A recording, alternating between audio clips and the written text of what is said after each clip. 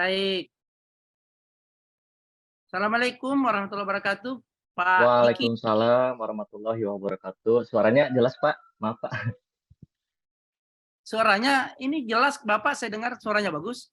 Iya. Bapak dengar saya bisa? Iya, Pak. Jelas, Pak. Oke, jelas ya. Baik. Eee, Pak Diki, ya Pak Iya, Diki sudah Pak. oke, sudah direkord.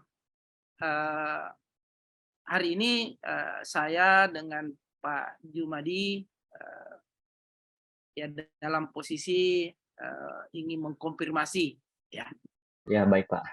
si apa yang Pak Diki sudah kerjakan mulai dari langkah satu sampai kemarin langkah 7 di pitching. Tentunya ini juga, bagian dari, eee, proses ya, proses, PPG dalam jabatan yang sementara berlangsung. Dan ini adalah langkah sebelum masuk ke PPL. Kalau itu, Bapak Diki itu memberikan respon yang sesuai dengan, harapan kita ya.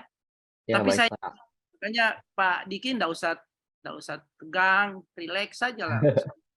Karena saya dengan Pak Jumadi bukan orang baru di hadapan Pak Diki. Iya, Pak. Lumayan tegang, Pak. Iya. Mudah-mudahan tidak buyar konsentrasinya, Pak. Baik, saya lanjut dulu Pak Jumadi ya sambil mempersiapkan. Iya, siap siap. Saya lagi silakan persiapkan handphone untuk Baik exchange. baik baik. Pak Diki Sanjaya, baik. Baik, Pak. Kami pertama tentu minta penjelasan dulu secara singkat tapi ya, yang Bapak sudah lakukan mulai dari, eee,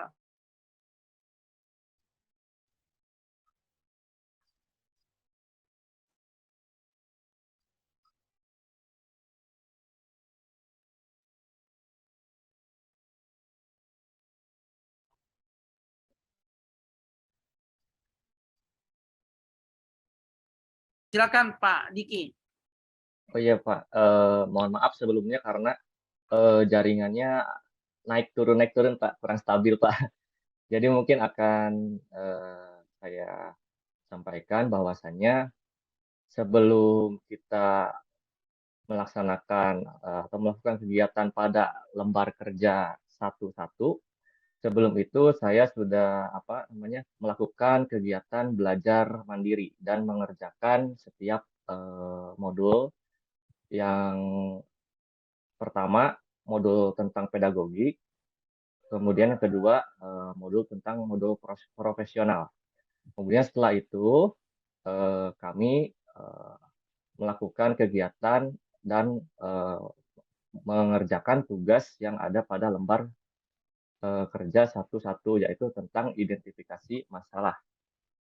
Nah, jadi di identifikasi masalah itu, kami harus menentukan mana masalah dari 6 komponen masalah, mulai dari, tentang pedagogik literasi numerasi hingga, sampai pemanfaatan teknologi, atau inovasi dalam pembelajaran. Kemudian kami melakukan, identifikasi dan analisis, yang dilanjutkan ke LK yang berikutnya, yaitu, eksplorasi penyebab masalah. Di antara masalah yang akan dieksplorasi adalah yang sudah saya dapat itu, yang pertama motivasi peserta didik yang rendah, daya tangkap peserta didik yang berbeda, sebagian siswa ada yang kesulitan berinteraksi dengan siswa lainnya, guru belum mengoptimalkan model pembelajaran inovatif, penyampaian konsep materi yang keliru, dan yang terakhir fasilitas yang terbatas untuk melakukan pembelajaran efektif. Kemudian kami melakukan eksplorasi penyebab masalah melalui kajian literatur dan hasil wawancara dengan kepala sekolah, dengan pengawas, pakar, guru, dan teman sejawat. Kemudian kami melakukan analisis hasil eksplorasi penyebab masalah. Kemudian dilanjutkan ke LK yang berikutnya, LK 1-3, yaitu penentuan penyebab masalah. Dari sekian banyak permasalahan, kami melakukan eksplorasi penyebab masalah. Ada 6 seperti yang sudah saya sampaikan tadi.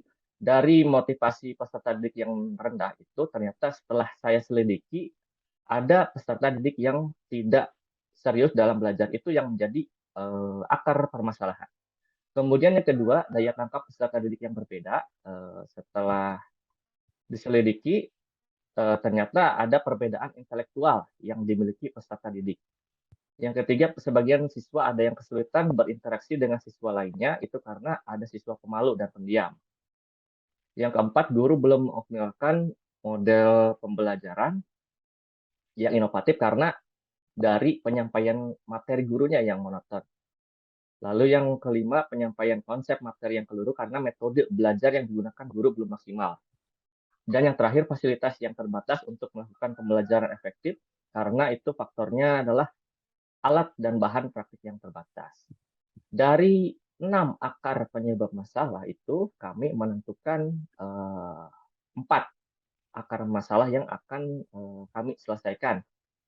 Karena melihat dan mempertimbangkan juga Pak, sesuai dengan kondisi sekolah, maka masalah terpilih yang akan diselesaikan adalah yang pertama, motivasi peserta didik yang rendah, kemudian daya tangkap peserta didik yang berbeda, yang ketiga, sebagian siswa ada yang kesulitan berinteraksi dengan siswa lainnya, yang terakhir adalah guru belum mengoptimalkan model pembelajaran yang inovatif. Dari 4 masalah yang akan diselesaikan, kami melanjutkan ke eksplorasi alternatif solusi, yaitu kami melalui kajian literatur dan wawancara dengan, ya lagi-lagi kami melakukan kajian literatur dan wawancara dengan kepala sekolah, pengawas, pakar guru, dan teman sejawat. Dari kajian literatur itu kami menemukan berbagai macam alternatif, Pak. Dari berbagai macam alternatif kajian literatur, kami menganalisis kelebihan dan kelebihan dan kekurangan dari setiap alternatif solusi itu. Lalu dari banyaknya alternatif solusi, kami berupaya untuk mensinkronkan, mencocokkan antara kajian literatur dengan hasil wawancara pada setiap alternatif solusi. Nah, dari keempat masalah yang terpilih, kemudian solusi yang saya ambil untuk rencana aksi yang pertama adalah menerapkan model pembelajaran PBL. Lalu yang kedua, karena daya tangkap peserta didik yang berbeda, jadi saya menerapkan pendekatan tutor sebaya. Kemudian yang ketiga, sebagian siswa ada yang kesulitan berinteraksi dengan siswa lainnya, itu saya menerapkan model pembelajaran cooperative learning. Lalu yang terakhir, guru belum mengoptimalkan model pembelajaran inovatif, jadi saya mempertimbangkan untuk menerapkan model pembelajaran PJBL, Pak. Nah, kemudian setelah itu kami melanjutkan ke tahap yang berikutnya, yaitu pembuatan rencana aksi. Rencana aksi 1 sampai rencana aksi 4, dan yang terakhir yang sudah kami lakukan adalah membuat rencana evaluasi serta peer teaching, Pak.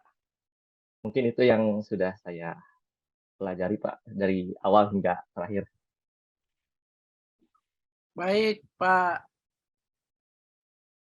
Diki.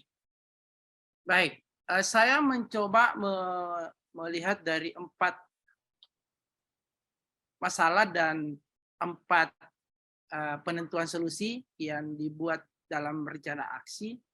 Saya mau tanya Pak Diki, di rencana keberapa di situ Bapak mengimplementasikan yang HOTS dan begitu pun juga TEPAK-nya, yang menurut Pak Diki itu implementasinya ada di mana yang paling paling tidak ada di situ HOTS-nya dan TEPAK-nya.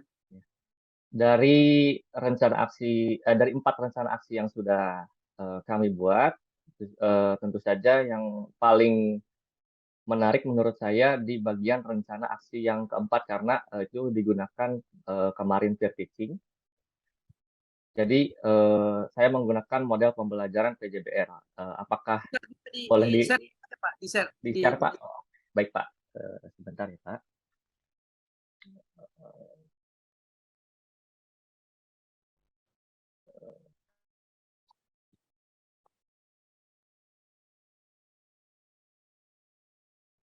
Sudah terlihat, Pak? Oke, sudah terbuka. Coba jadi Bapak, saya diceritakan saja secara singkat, eee, tidak usah semua, tapi Bapak orientasinya di indikator pencapaiannya saja, di IPK-nya, ya, kemudian bagaimana menjawab IPK itu dalam rencana aksi, khususnya di kegiatan pembelajaran. Bisa nggak diceritakan dan sekaligus nanti Bapak melihat di mana itu bahwa ini HOTS, di mana itu Ya. bahwa ada implementasi TEPAK-nya gitu. Baik Pak, izin untuk menyampaikan. Jadi untuk RPP aksi keempat ini saya mengambil materi tentang instalasi jaringan lokal dari mata pelajaran komputer dan jaringan dasar. Yang menjadi kompetensi dasarnya yaitu yang pertama sebetulnya ini poin yang ketiga ini satu pertemuan dan jadi totalnya ini 2 pertemuan Pak, 3 dan 4 ini. Dari kompetensi dasar menerapkan instalasi jaringan, yang menjadi IPK-nya yaitu kami menentukan spesifikasi LAN, kemudian yang kedua menentukan peralatan dan bahan yang dibutuhkan untuk instalasi LAN. Nah, kemudian pada pertemuan kedua ini kami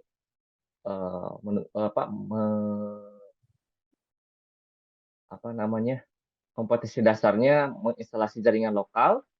Lalu yang menjadi IPK-nya melakukan instalasi LAN, menguji hasil instalasi LAN, dan membuat laporan hasil instalasi LAN. Kemudian untuk tujuan pembelajarannya kami di sini membuat 7 untuk 2 pertemuan ini, Pak. Nah, mungkin yang menjadi host-nya dari tujuan pembelajaran ini adalah kalau tidak salah host itu kepanjangannya adalah high order thinking skill, artinya keterampilan berpikir tingkat tinggi. Jadi saya mengimplementasikan kepada peserta didik itu adalah untuk menganalisis, Pak. Menganalisis yang tentunya untuk menentukan peralatan, bahan, dan jaringan LAN. Kemudian melakukan evaluasi dengan cara menguji hasil instalasi jaringan LAN dan membuat laporan hasil instalasi LAN. Kemudian ini materi pembelajarannya, mulai dari konsep LAN, persyaratan LAN, peralatan yang dibutuhkan itu mencangkup satu pertemuan. Kemudian dilanjutkan ke pertemuan yang kedua, yaitu pengalokasian IP address, prosedur instalasi LAN dan WLAN, prosedur pengecekan hasil instalasi LAN, dan prosedur pembuatan laporan instalasi LAN. Lalu kami melakukan pendekatan strategi, model, dan metode secara kombinasi, Pak. Jadi pada rencana aksi keempat ini kami sebetulnya menerapkan PJBL, hanya saja dikolaborasikan dengan pendekatan scientific, cooperative learning, dan diskusi. Nah, jadi ini adalah sintaksnya, Pak. Ada pendahuluan, kemudian pendahuluan seperti biasa, jadi guru mengucapkan salam, presensi, membuka pembelajaran, menyampaikan tujuan pembelajaran, melakukan pretest, menjelaskan awal materi-materi pokok, dan memberikan motivasi. Kemudian pada kegiatan inti, nah di sini adalah sintak yang pertama, yaitu menentukan pertanyaan mendasar. Jadi guru bertanya kepada peserta didik dan mengumpulkan informasi dari berbagai pertanyaan. Kemudian dari sintaks satu ini guru menjelaskan juga. Sintaks yang kedua, guru menugaskan kepada siswa untuk membagi menjadi 7 kelompok. Kemudian dari 7 kelompok tersebut, siswa bersama-sama secara kooperatif melakukan diskusi dan eksplorasi tentang jaringan lokal. Kemudian guru mengarahkan siswa membaca dan menganalisis petunjuk pada LKPD dan menyelesaikan langkah-langkah yang ada pada di LKPD. Kemudian sintak ketiga ini menyusun jadwal. Jadi guru menjelaskan pada pertemuan pertama ini yaitu membuat perencanaan atau merancang kebutuhan alat dan bahan yang digunakan untuk instalasi jaringan LAN dan WLAN, dan membuat sebuah konsep jaringan berupa gambar dan diterapkan pada LKPD. Dari hasil rancangan dan konsep jaringan itu akan dilanjutkan pada pertemuan kedua. Di pertemuan kedua adalah pertemuan Pak Diki, di pertemuan pertama saya dulu. Oh iya, baik Pak. Oke, sampai di sini di pertemuan pertama, apa yang menjadi indikator di kegiatan itu bahwa Bapak dalam proses ini itu sudah menjawab masalah yang Bapak sudah tentukan melalui indikator pencapaian kompetensinya. Di mana posisinya itu Pak? Di situ jawaban IPK-nya di mana? Baik Pak, untuk IPK-nya itu kan siswa menentukan rancangan atau perencanaan kebutuhan alat dan bahan yang digunakan untuk instalasi jaringan, serta membuat konsep jaringan LAN, dan itu semua dikerjakan pada LKPD, dan ada satu form tambahan Pak, yaitu form laporan instalasi jaringan LAN pada form proyek Pak. Dan itu saya rasa sudah mencakup IPK. Dan untuk yang menjadi host-nya itu ada di soal Pak, soal LKPD. Boleh saya tampilkan Pak? Silakan Pak. Coba.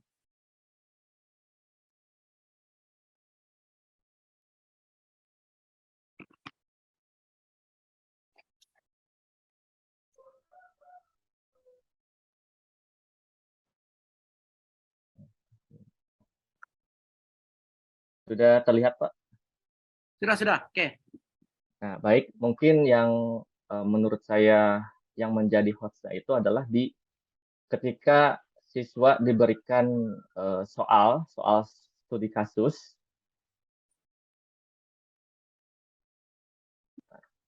Jadi siswa itu diminta untuk menganalisis, kemudian menentukan spesifikasi perangkat jaringan apa saja yang dibutuhkan pada jadi siswa itu diibaratkan sebagai seorang teknisi, ditugaskan untuk menentukan spesifikasi perangkat jaringan untuk membangun lab komputer dengan pengguna sebanyak 10 orang, dan lab komputer 2 dengan pengguna 10 orang juga, yang bisa melakukan file sharing dan memiliki area hotspot.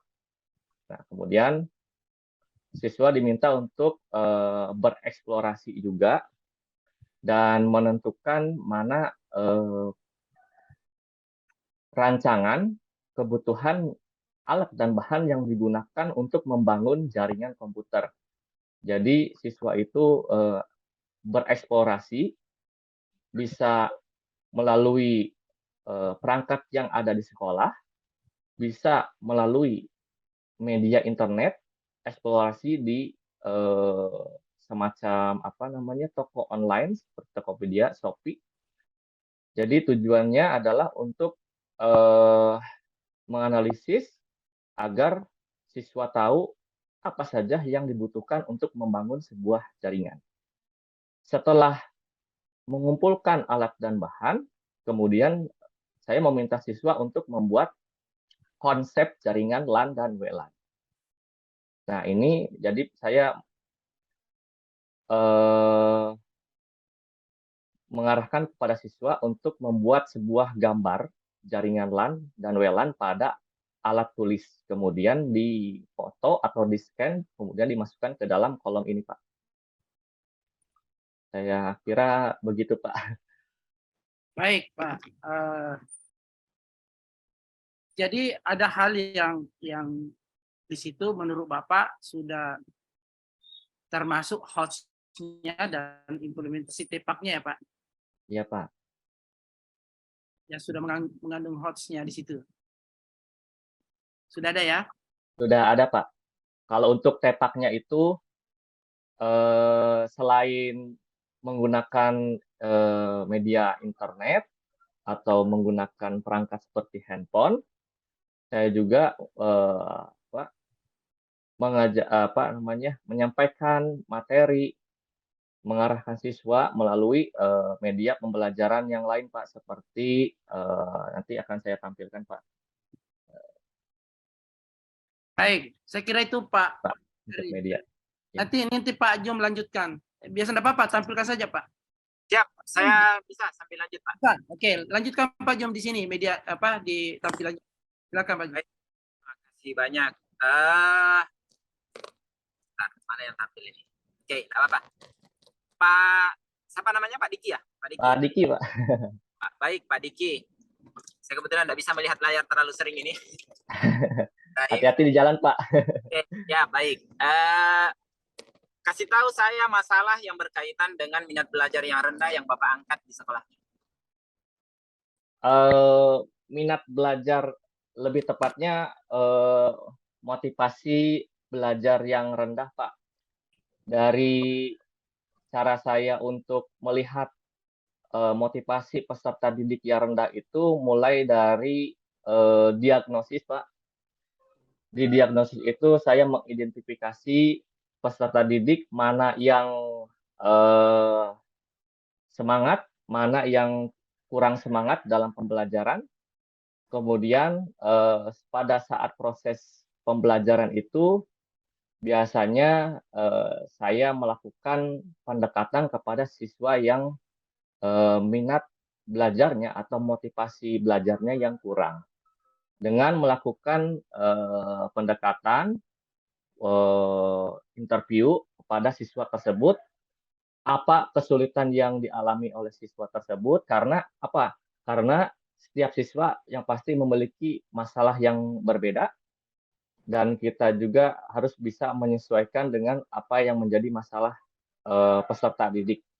Kemudian setelah masalah umum peserta didiknya Bapak apa yang baik, masalah umumnya selain motivasi yang rendah, biasanya ada peserta didik yang tidak serius dalam belajar, kemudian peserta didik yang sulit bersosialisasi, artinya ada siswa yang pemalu, ada yang pendiam, dan itu banyak lagi, Pak, macam-macam siswanya. Baik, pertanyaan selanjutnya saya. Ketika Bapak sudah dapat membedakan mana yang berdasarkan kategori-kategori yang Bapak tadi sampaikan, kasih tahu saya bagaimana trik mengapresiasi siswa dengan beberapa level yang Bapak sampaikan tadi. Berarti siswa yang intelektualnya rendah dan yang sebaliknya itu ya, Pak? Yang paling bagus ya. Coba kasih tahu saya bagaimana Bapak menyelesaikan masalah itu terkait dengan mana mengapresiasi mereka gitu. Baik, mungkin saya selalu mengapresiasi kepada dua kategori peserta didik, baik yang peserta didik yang intelektualnya rendah maupun yang intelektualnya yang menurut saya bagus. Bagi yang intelektualnya rendah, tentu saja saya akan memberikan motivasi bagaimana caranya agar siswa tersebut dapat menyerap materi yang saya sampaikan melalui bisa dengan cara tutor sebaya, bisa melakukan dengan membuat video tutorial yang biasa saya unggah di YouTube, kemudian menyiapkan alternatif yang lainnya seperti menyiapkan modul, kemudian mengarahkan siswa juga untuk melakukan ekstrakurikuler. Nah, itu mungkin yang saya lakukan untuk yang intelektualnya rendah. Kemudian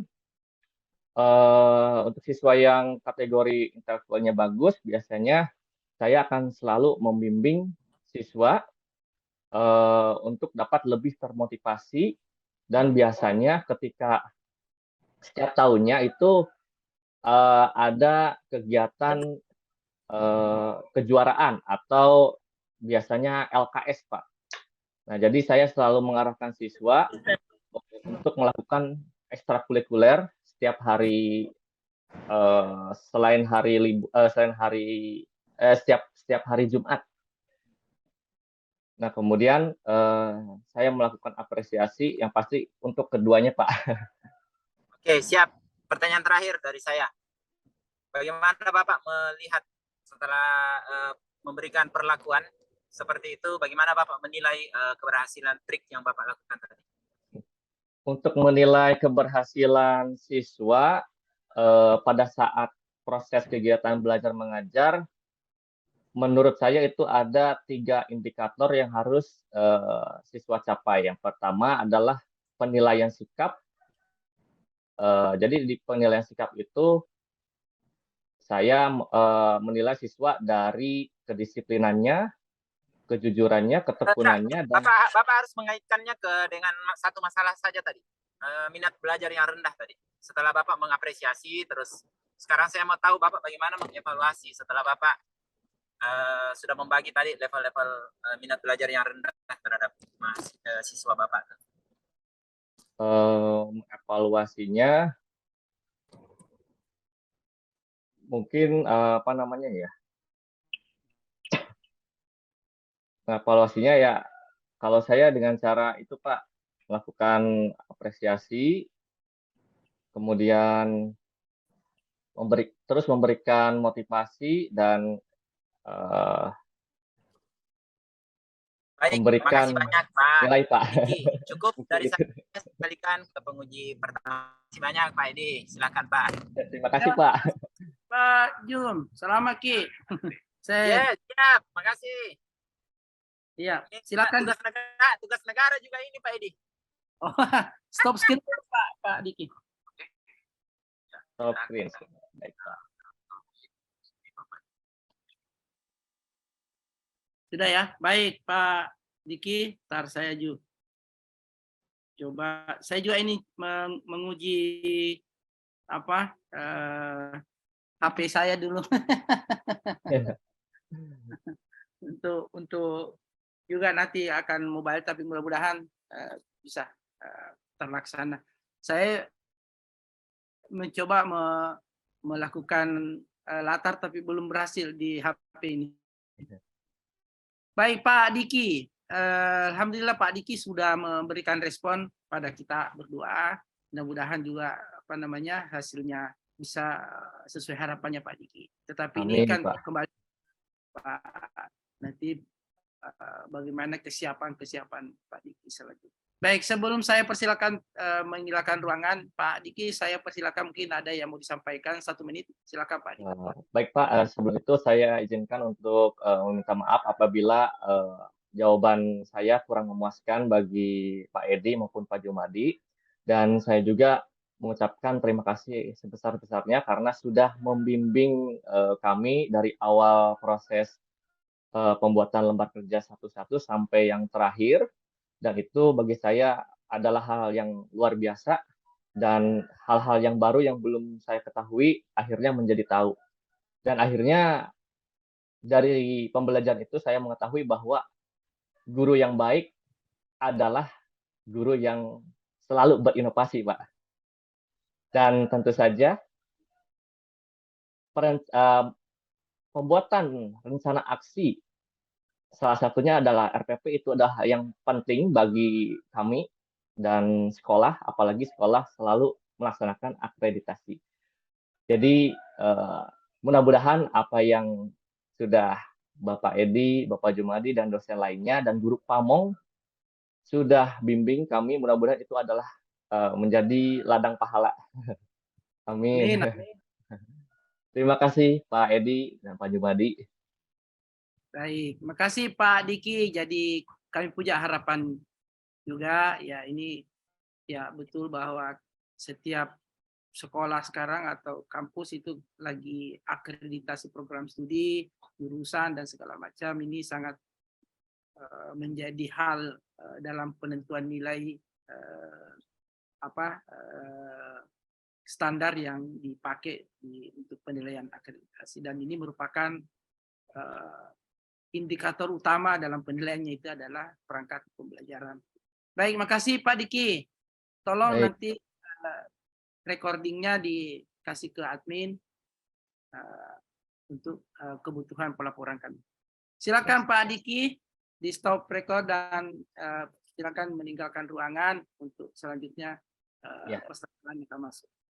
Ya, mungkin itu saja yang mungkin saya sampaikan. Sekian terima kasih. Assalamualaikum warahmatullahi wabarakatuh. Izin untuk Pak. speak, Pak. Ah,